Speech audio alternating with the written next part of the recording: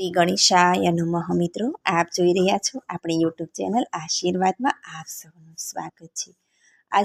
આજે વૈશાખ સુદ નોમ છે, તો આજે સીતા નવમી તરીકે ઉજવાય છે. તો આજે આપણે આ વિડીયોમાં સાંભળીશું સતીત્વ અને સહિષ્ણુતાની જીવંત પ્રતિમા એટલે જ મા સીતા. કરુણામયી મા સીતાનું જીવન ચરિત્ર વિશે તથા મા સીતાની જન્મકથા વિશે આજે આપણે આ વિડીયોમાં સાંભળીશું. જો આપને મારો વિડીયો પસંદ આવે તો લાઈક કરજો, શેર કરજો અને પહેલી વાર જો આ વિડીયો આ ચેનલમાં જોઈ રહ્યા હોય તો સબસ્ક્રાઈબ કરજો, જેથી મારા નવા વિડીયોની માહિતી તુરંત આપ સુધી પહોંચે. કરુણામયી મા મહામાયા અને મહાવિષ્ણુનું પૃથ્વીલોક પર અવતરણ મા સીતાનું પ્રાગટ્ય. મૃત્યુલોક પૃથ્વી પર રાજા જનક દિવ્ય યજ્ઞ માટે બલિ ક્ષેત્ર તૈયાર કરી રહ્યો હતો. તેને માટે તે જાતે હળ હાંકતો હતો. પ્રાચીન સમયમાં રાજાઓ પણ ખેડૂતોની જેમ પોતાના ભરણ પોષણ માટે ખેતર ખેડતા હતા. રાજા જનકના અનુભવી હાથથી ખેતરની વાવણી ખૂબ સરસ થતી હતી, પરંતુ રાજા જનક ચમકીને ઊભા રહ્યા. બળદની ગતિ પણ થંભી ગઈ. રાજાએ જોયું કે તાજી ખેડેલી જમીનમાં એક બાલિકા પડી હતી. જનકને ઘણો આનંદ થયો. તેણે આ અલૌકિક બાલિકાને ખોળામાં ઉપાડી લીધી. આનંદ ઘેલો રાજા જનક આ બાલિકાને તેની રાણી પાસે લઈ ગયો. તેને કહ્યું, પ્રિય, આજે આપણું ભાગ્ય ઉઘડી ગયું છે. ધરતી માએ આપણે લાંબા સમયની મનોકામના પૂરી કરી. તેણે આપણને આ બાલિકા ભેટ આપી છે. આ લે, હવે તારો ખોળો ભરાઈ ગયો. શુક્લ પક્ષમાં વધતા ચંદ્રમાની જેમ આ બાળકી તેના રૂપ, ગુણ અને સૌંદર્યને દિવસે બમણી અને રાત્રે 4 ગણી વધવા લાગી. આ બાળકી એ જ આપણા કરુણામયી મહામાયા સીતાજી છે. એમનો આ પ્રાગટ્ય દિવસ છે, જે વૈશાખ સુદ નોમ કહેવામાં આવે છે. શાસ્ત્રો અને પુરાણોમાં કહ્યું છે કે આ દિવસે દેશ વિદેશમાં સીતા જયંતિ તરીકે ઉજવાય છે. તેમનું પ્રાગટ્ય જનક રાજાના ખોળામાં થયું હોવાથી મા સીતાજીને જાનકીના હુલામણા નામથી પણ ઓળખવામાં આવે છે. આ જ સમયે સૂર્યવંશી રાજા દશરથે તેમના વંશને આગળ વધારવા માટે પુત્રેષ્ઠ યજ્ઞ કર્યો. યજ્ઞ શિખાઓમાં સ્વયં અગ્નિએ મૃત્યુવંત થઈને રાજાને એક સોનાનો ઘડો સ્વર્ણ કળશ આપ્યો. તેમાં દૂધ ભરેલું હતું. આ ભેટ આપતી વખતે અગ્નિએ દશરથને દેવાનો આ સંદેશો પણ કહી સંભળાવ્યો. રાજન, આ દૂધ તમારી રાણીઓને પીવડાવજો. તેના પ્રભાવથી તેમને તરત જ ગર્ભ રહેશે. લાંબા સમયની મનોકામના પૂર્ણ થવાથી દશરથને ઘણો આનંદ થયો.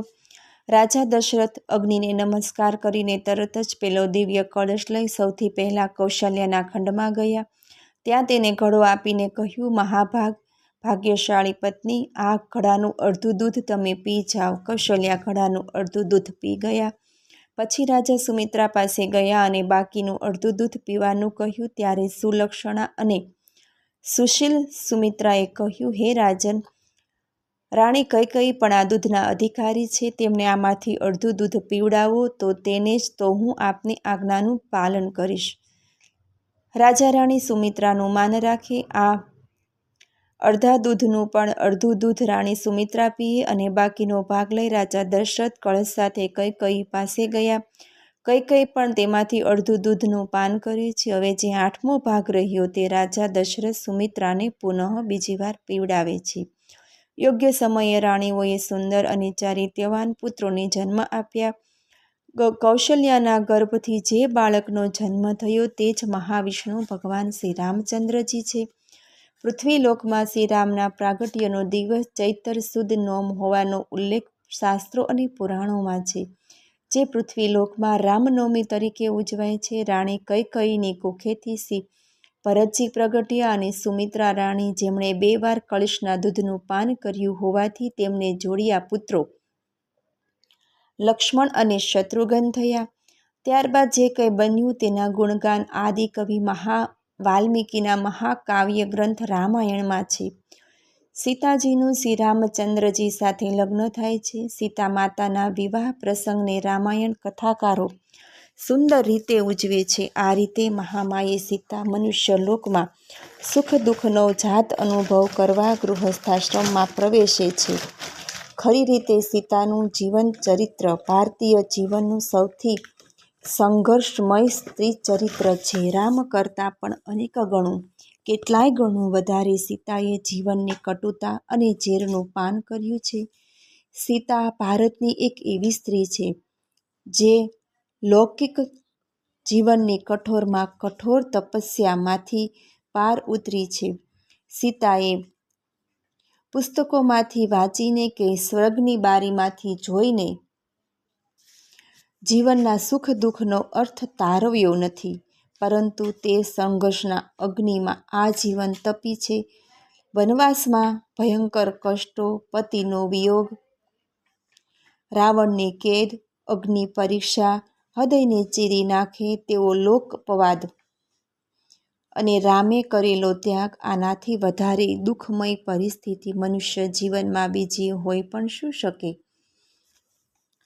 રાવણ પર વિજય મેળવી રામ અયોધ્યા પધારે છે. સીતાજીની અગ્નિ પરીક્ષા થાય છે. તેઓ સતીત્વ સાબિત કરે છે. છતાં અવધવાસીઓના મેણા ટોળા સંભળાય છે. અવધના કેટલાક લોકો પીઠ પાછળ કહેવા લાગ્યા કે આ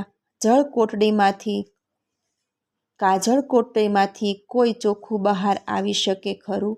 આવા શબ્દોથી માતા સીતાનું હૃદય વલોવાઈ ગયું.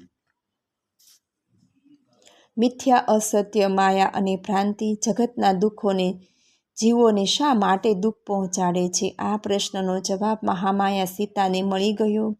સીતા સગર્ભા હતા. તેમણે પતિ શ્રી રામને પોતાની મર્યાદાનું પાલન કરવાનું કહી વનમાં ચાલ્યા ગયા. ત્યારબાદ માતા સીતાએ માતાની ભૂમિકા અદા કરી. તેમણે વનમાં ચક્રવર્તી સમ્રાટના પુત્રો લવ અને કુશને જન્મ આપ્યો.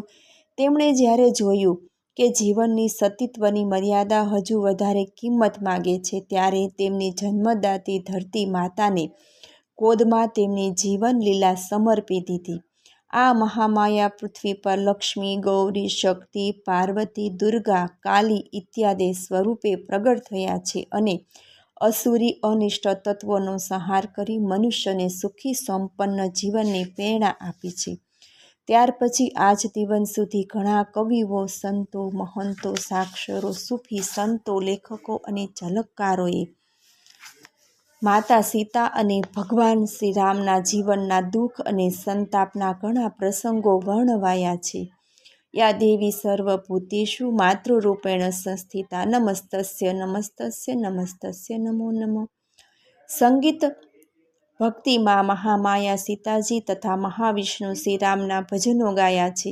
લોકસંગીત અને લોક સાહિત્યમાં પણ માતા સીતા અને ભગવાન શ્રી રામે મનુષ્ય અવતાર ધારણ કરી પૃથ્વીવાસી મનુષ્યને દુઃખ અને સંતાપના રહસ્યો, તેમનું પ્રમાણ અને તેની સહનશીલતાના ગુણ શીખવ્યા છે. શ્રીરામ કરતાં સીતા માતાના જીવનમાં જે દુઃખ અને સંતાપ આવ્યા છે તે ખૂબ જ સંવેદનશીલ અને પૃથ્વી લોકમાં મનુષ્યના હૃદયોને હચમચાવી દે તેવા છે. તેની ભક્તિ ગાનમાં ભક્તો જય શ્રીરામ કરતાં સીતારામના રટણને વધારે પ્રાધાન્ય આપે છે.